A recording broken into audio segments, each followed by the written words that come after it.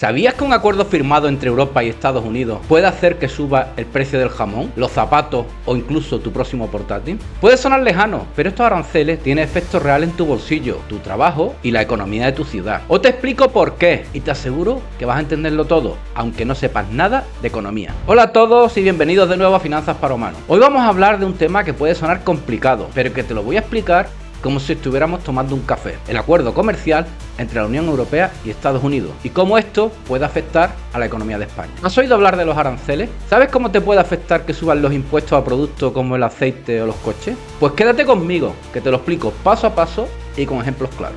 Primero, lo básico. Un arancel es un impuesto que se pone a los productos que vienen de fuera del país. Por ejemplo, si Estados Unidos decide ponerle un arancel del 15% al aceite de oliva español, eso quiere decir que los consumidores allí tendrán que pagar un 15% más por ese producto y que se queda el gobierno. ¿Qué pasa entonces? Pues que probablemente compren menos. Este nuevo acuerdo entre la Unión Europea y Estados Unidos busca evitar que se dispare una guerra comercial, donde cada uno pone más impuestos al otro. Se han establecido aranceles a ciertos productos que antes no lo tenían.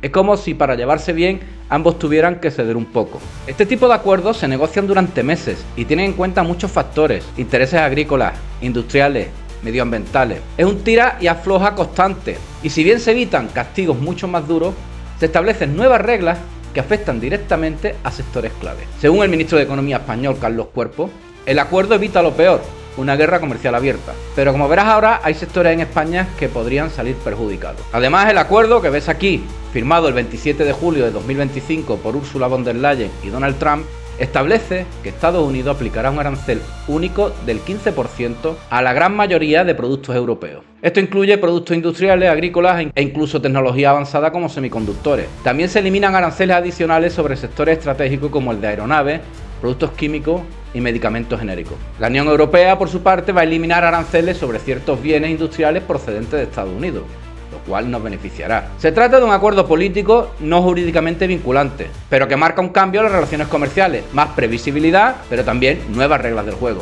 Pero vamos al grano. ¿Qué sectores españoles se ven más afectados? La verdad es que Estados Unidos no representa un porcentaje muy grande ni en nuestras exportaciones ni en las importaciones. De los 384.000 millones que exportamos el año pasado, a Estados Unidos solamente exportamos 18.000 millones, un 4,73%.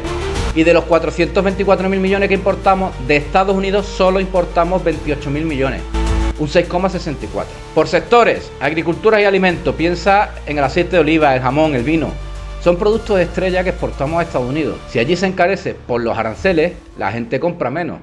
Un productor de aceite en Jaén podría ver cómo sus ventas al otro lado del Atlántico caen un 20% de un año para otro. Y si vende menos, lógicamente también compra menos maquinaria, fertilizantes y contrata menos gente. En automoción, España es uno de los principales fabricantes de coches y componentes de Europa. Muchas piezas se mandan a fábricas de Estados Unidos o incluso coches enteros. Aunque este acuerdo elimina los aranceles adicionales que llegaban hasta el 25%, se mantiene el arancel estándar del 15%, lo que sigue encareciendo el producto español en el mercado estadounidense.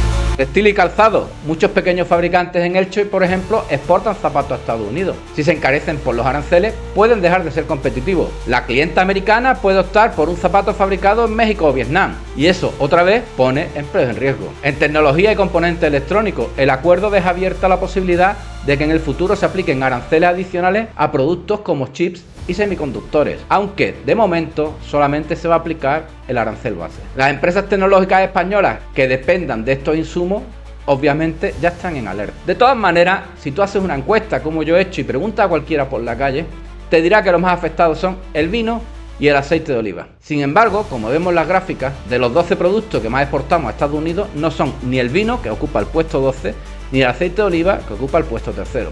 Si bien es cierto que de los 3.000 millones que exportamos de vino en total, a Estados Unidos se exportan 334 millones, un 11% del total. Mientras que de los 6.000 millones de aceite de oliva que exportamos a nivel mundial, 1.000 millones se exportan a Estados Unidos. Y eso sí representa el 16,41% del total. Se estima que todas estas fiestas de los aranceles podría costarle a nuestra economía más de 3.500 millones de euros al año. Es el equivalente a construir 30 hospitales nuevos o más de 1.000 escuelas. Ahora bien, ¿y qué pasa contigo y conmigo como consumidores? Pues muy sencillo. Si hay menos exportaciones, las empresas ganan menos. Si las empresas ganan menos, muchas contratan menos o incluso despiden. Y si hay más paro, hay menos consumo y la economía se ralentiza. es un efecto dominó. Y además, si productos que venían de fuera se encarecen también como consecuencia de los aranceles, como móviles, ordenadores o ropa, lo notaremos directamente en nuestro bolsillo. ¿Has notado que últimamente un ordenador portátil cuesta más que hace un año? Parte de esto tiene que ver con acuerdos como este. Y todo esto lógicamente alimenta la inflación, es decir, que todo sube de precio. Comer, vestirse, moverse, todo es mucho más caro. El gobierno ya ha dicho que dará ayuda a los sectores afectados, pero estas ayudas tardan mucho en llegar. Y mientras tanto, muchas pymes, sobre todo en zonas rurales, ya están sintiendo la presión. ¿Y qué dicen los distintos actores? Pues el gobierno cree que ha hecho lo correcto para evitar algo peor, como una guerra comercial descontrolada. Por otro lado, la oposición, como no podía ser de otra manera, piensa que se ha cedido demasiado y que se deberían haber protegido mejor a los sectores claves. Las organizaciones empresariales, como la COE y la CEPIME, piden más rapidez y claridad en las ayudas. Han solicitado reuniones con el Ministerio para coordinar cómo adaptarse a esta nueva situación. También las cooperativas agrarias, que están grandemente afectadas, han levantado la voz. No podemos competir si nuestros productos se encarecen artificialmente, decía esta semana el presidente de una de ellas en Extremadura. ¿Y qué podemos esperar a medio plazo? Pues a medio plazo lo que suceda va a depender de varios factores. Si la demanda en Estados Unidos resiste,